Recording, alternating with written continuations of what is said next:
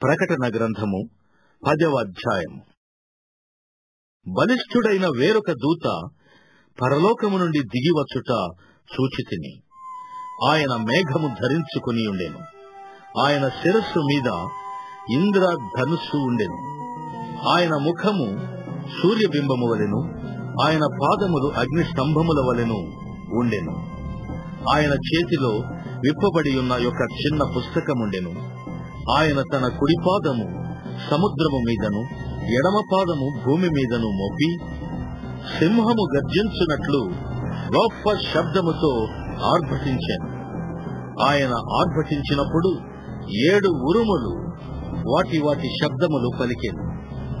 ఆ 7 ఉరుములు పలికినప్పుడు నేను వ్రాయబోచుండగా, 7 ఉరుములు పలికిన సంగతులకు ముద్ర వేయుము, వాటిని వ్రాయవద్దు అని పరలోకము నుండి ఒక స్వరము పలుకుట వింటిని.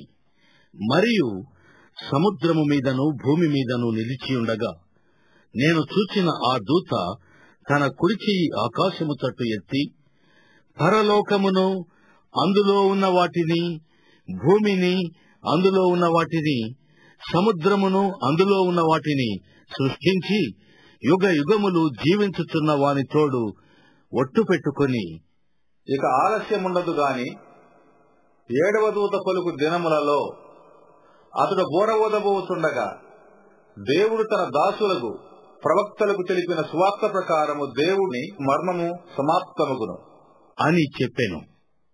అంతటా పరలోకము నుండి నేను వినిన స్వరము మరల నాతో మాటలాడుచు, నీవు వెళ్లి సముద్రము మీదను భూమి మీదను నిలిచియున్న ఆ దూత చేతిలో విప్పబడి ఉన్న ఆ చిన్న పుస్తకము తీసుకొనుము అని చెప్పుట వింటిని.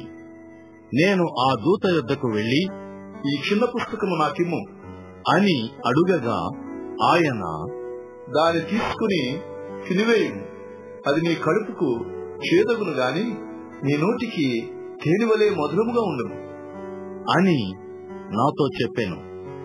అంతటా నేను ఆ చిన్న పుస్తకమును దూత చేతిలో నుండి తీసుకుని దానిని తినివేసి తిని, అది నా నోటికి తేనెవలే మధురముగా ఉండెను గాని నేను దానిని తినివేసిన తరువాత నా కడుపుకు చేదాయను.